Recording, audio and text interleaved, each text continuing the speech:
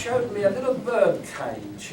It was a little cylinder, about as thick as your thumb, painted white, and a little hole in it, a little bar coming out from below the hole, and a tiny little bird with a very long tail, scarlet and other colours, and it looked a real gem. And he turned a lovely rosewood or kingwood cover on it, and it looked an absolute charmer. And I thought, isn't it the simplest things that are the most beautiful gifts? And when I told Alan Badger, oh, he's been doing that for years. he always puts a damper on things. There's always somebody who hasn't seen them. I made a simple thing.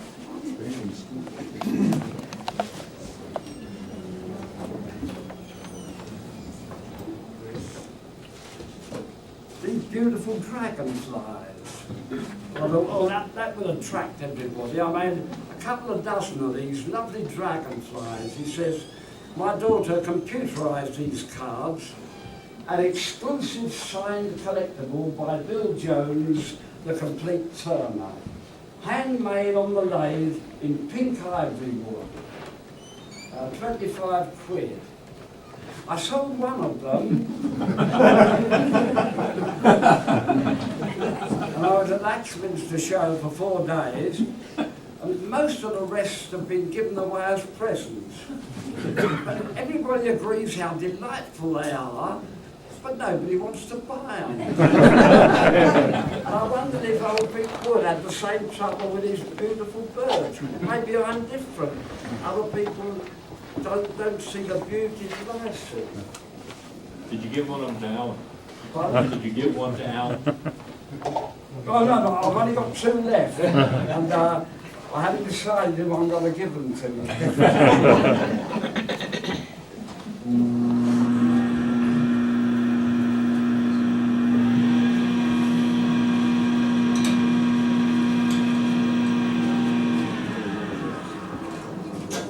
I was saying about the danger of these sharks. And this tea rest, although small and I enjoy a small tea rest, I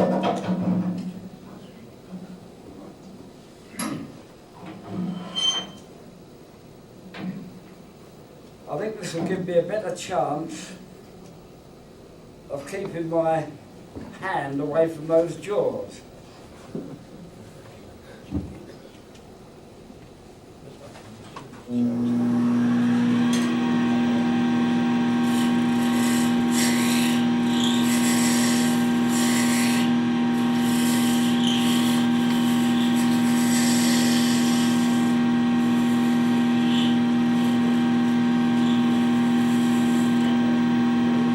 Manoeuvring this all the time, you can only learn that by experience.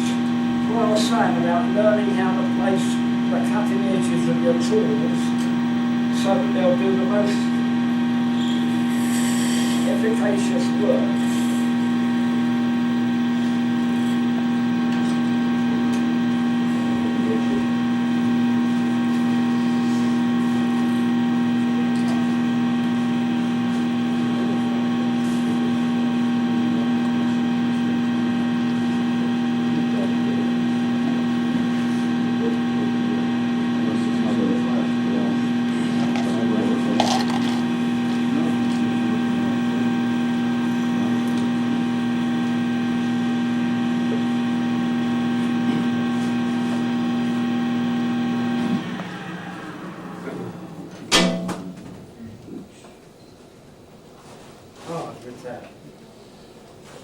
Thanks.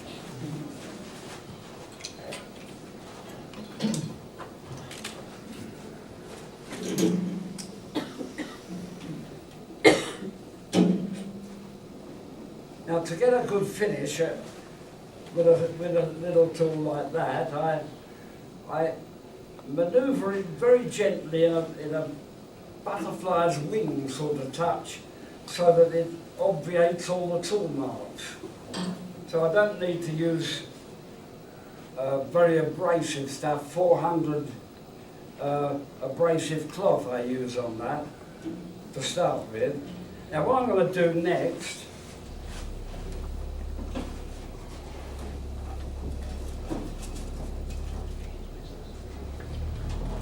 is to divide that into 5.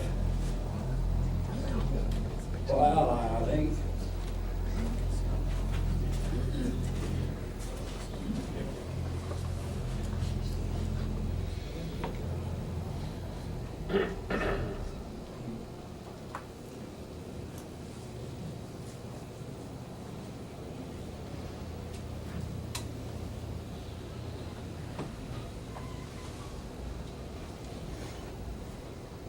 So I'm going to make this into a little rose.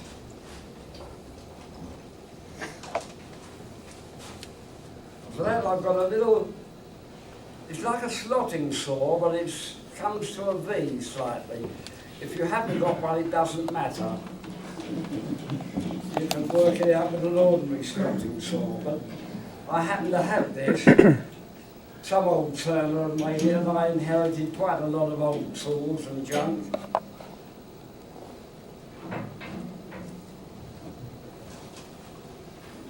People are very nervous when they see this tool. And yet, when you think of it, when they do those natural edged bowls, you've got something like that flying round at 2,000 revs. But they all accept that as part of the danger. But they see something with a few teeth on. They're very blunt teeth, they won't cut much, and if they do nick your finger, a little bit of elastoplast puts it right.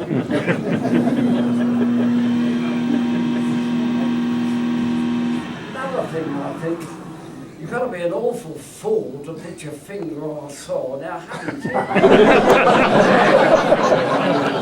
Don't put your finger on the hot plate or the stove or you avoid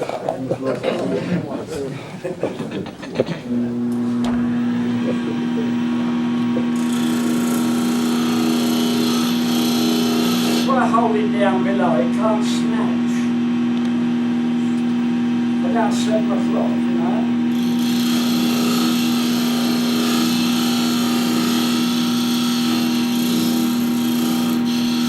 Make a nice deep V in the 5 divisions.